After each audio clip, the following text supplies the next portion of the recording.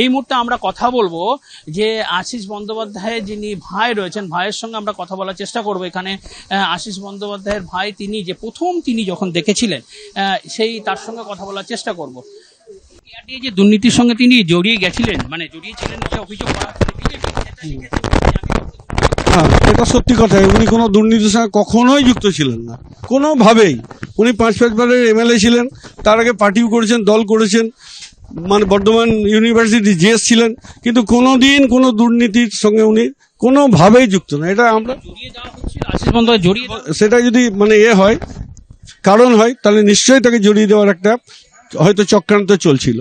সেটা সেই একটা মানসিক চাপের মধ্যে ছিলেন, হতে পারে, কিন্তু না সেই মানসিক চাপের এটা তিনি কিন্তু বহিঃপ্রকাশ করতেন না। 5 জনকে নিয়ে অফিসে বসেছিলেন, আপনাকে বললাম। কালকে শ্রী অরবিন্দের জন্মদিন ছিলেন, সেখানেও 2বার প্রণাম করে এসছেন। এই যে পাশে মন্দির আছেন শ্রী অরবিন্দের, সকালে দেখতে পেলাম যে আলো জ্বলছে। প্রথম যে এত সকালে তো এই ঘরে কেউ আলো জ্বালায় না, কে এলো?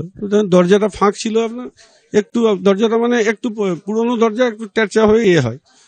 তো আপনার দেখছি যে আশিস দার সারা পায়জামা পাঞ্জাবি। তারপরে দেখছি যে আপনার আশিস দাদা প্রণাম টনাম করে, মাথাটা ছবি আছে ও প্রণাম করে, ওর একটু মানে আছে এইসব বিষয়ে।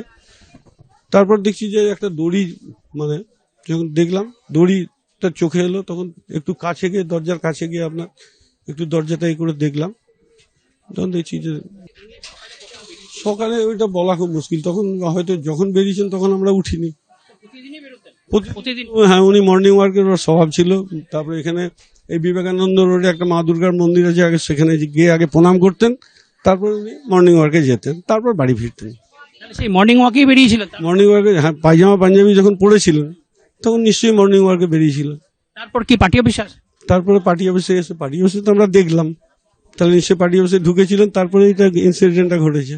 মানসিক চাপের কথা কি কখনো বলেছিলেন, যে একদিকে তিনি হেরেছেন, দীর্ঘ 25 বছর রাজনীতি বিধায়ক ছিলেন, সেই রকম তারপর রাজনীতি থেকে প্রায় তিনি বলা যায় একদম সরে গেছিলেন প্রায়? কি না, আপনার এই মানে মানসিকভাবে হয়তো ভেতর তিনি হয়তো কষ্ট পাচ্ছিলেন, সেটা বাইরে মানে কারোর কাছেই প্রকাশ করতেন না। না পরিবারে যদি ওটা নিয়ে মন খারাপ করে বা দুঃখ পায় বা আঘাত পায়, এর জন্য পরিবারের কোনো লোককেই তিনি এসব নিয়ে কখনোই আলোচনা করতেন না। কালকে রাতে লাস্ট কখন কথা হলো? কালকে রাত 11:30 পর্যন্ত আমরা এক জায়গাতে বসে সবাই গল্প গুজব করেছি আশিসদের ঘরে। কি গল্প করলেন? আমরা এই মানে পারিবারিক গল্প, তারপরে কিছু বিষয় সম্পত্তি নিয়ে গল্প, এইসব আমাদের হচ্ছিল। কোনো মনে হয়নি? না না, কিচ্ছু না, একদম অ্যাজ ইট ইজ, যেমন এইসবই ছিল। আপনারা এখন কি চাইবেন? আমরা চাইব, যদি মানে তাকে অত্যাচার করে বা আপনার করে যদি সে মানে মৃত্যুবরণ করতে বাধ্য হয়েছে কারোর চাপে, তাহলে সেটা প্রকৃত তদন্ত হয়ে তার পানিশমেন্ট হোক।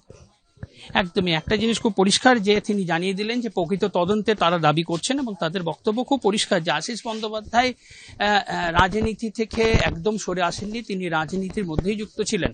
এবিপি আনন্দ, এগিয়ে থাকে, এগিয়ে রাখে।